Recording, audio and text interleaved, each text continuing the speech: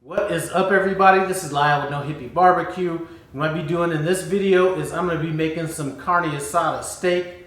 Now, this recipe is kind of inspired by a subscriber of mine by the name of Norma Jean that commented on one of my videos a while back. It was a steak taco video, and she told me I wasn't coming 100% correct on it. She kind of gave me some tips, and we're going to kind of use those in this recipe.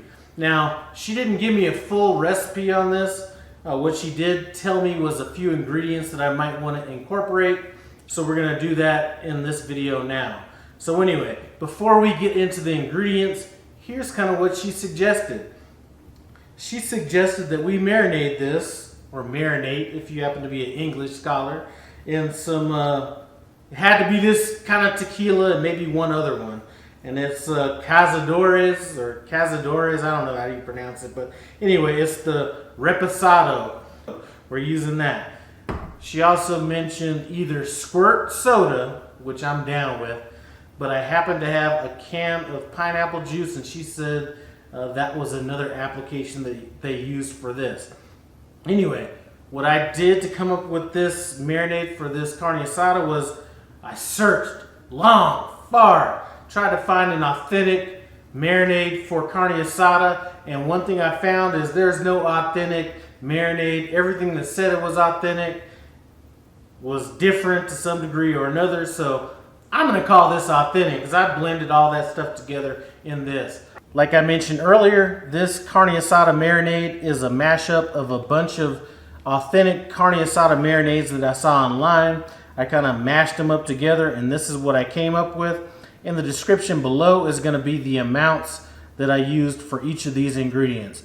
So what we have is we have orange juice, pineapple juice, distilled white vinegar, garlic cloves, pepper, cumin, oregano. Now I wanted to use Mexican oregano, which is something I typically have on hand, but I don't right now, so I use ground oregano. We have Worcestershire sauce, onion, cilantro. Some of the recipes I had oil, some of them didn't, but normally if I'm doing a marinade, I'm going to have some kind of oil. So we have olive oil here, kosher salt, the tequila that she said is a must-have. She said I couldn't use anything like Cuervo or anything like that, so this is that Cazadores. And then I have 2 pounds of skirt steak, and I cut that in half. And we're just going to go ahead and add our marinade to that. So to get this marinade hooked up, all that we need to do is add these ingredients to a blender and blend it up. I'm going to start off with the wet ingredients so that there's a little bit of lubrication down there by the blade. So we're going to add our orange juice, pineapple juice, our Worcestershire sauce. And then let's just go with our dry ingredients, our pepper, our cumin, oregano, salt. Let's go ahead and add that oil in now as well. And I think any oil would be fine. I'm using olive oil, but any oil would be good. Let's get our garlic in. Add our cilantro. Now usually I have frozen cilantro on hand. I think that would actually be really well in this just because it breaks down a lot faster. And we have our onions. Now I'm using white onions, but I think red onions would even add more flavor, but I'm using some red onions in the recipe down the road. So let's go ahead and blend this up.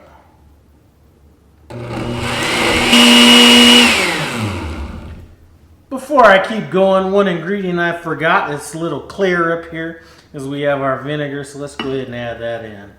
Almost forgot about that.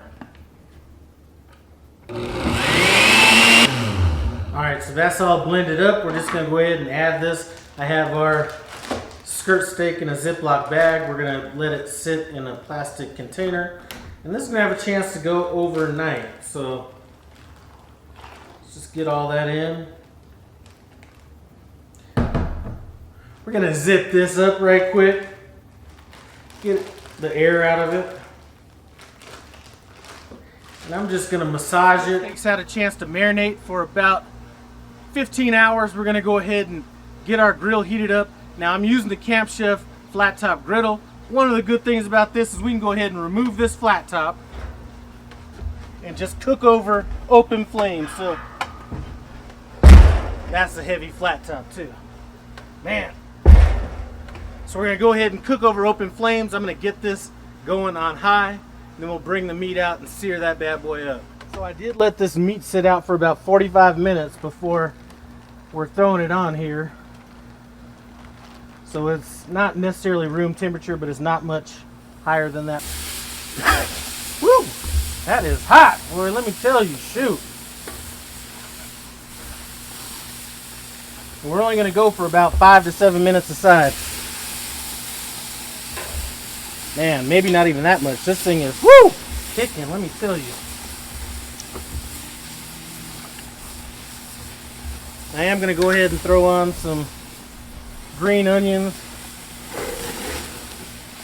Let's just throw them right on top of each other like that. I do have some jalapenos. Gonna be rocking as well.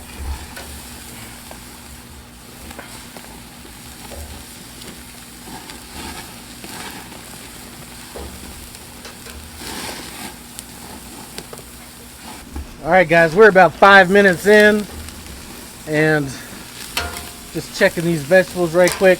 What I did do with these vegetables was I did oil them down with some just olive oil and sprinkled a little salt, pepper on it. Now I did check this steak here about 2 minutes ago. This thing is going so high, I just want to double check it. We're about 5 minutes in. I'm gonna go ahead and flip them now.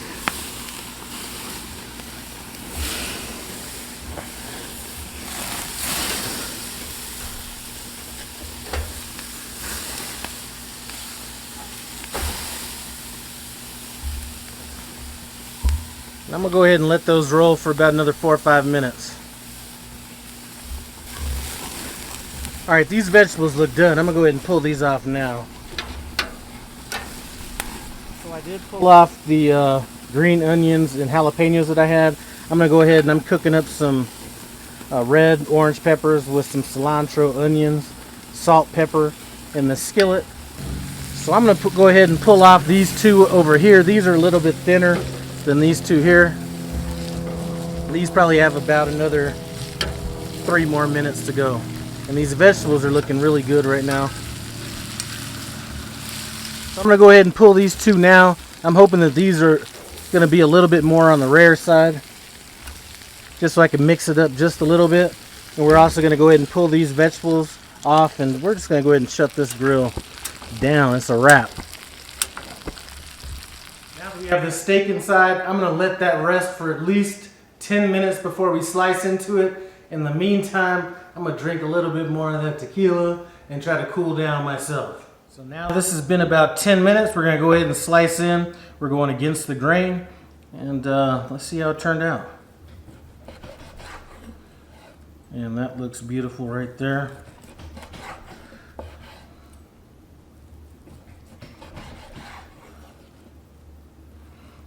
And I'm going to be serving this. I have some guacamole made, some pico de gallo. We're going to be doing like a little fajita type situation with this. Alright, that looks good. I'm going to go ahead and try to plate this up to make it look kind of beautiful before we get into our taste test. So this is a wrap for this taste test. I'm going to just put this on a mini street taco.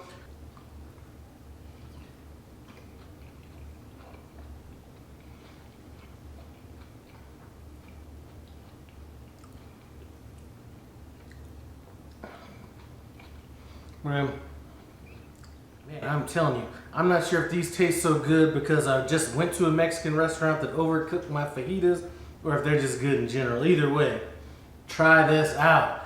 You don't need to have a Camp Chef grill. If you don't have that, you know, use a regular grill, throw it in a skillet, do what you gotta do, but you gotta try this. This is off the hook. Anyway, I'd like to thank Norma Jean for giving me the inspiration for hooking up that Carne Asada Marinade. Anyway, like I always say, thanks for stopping by No Hippie Barbecue. I appreciate it.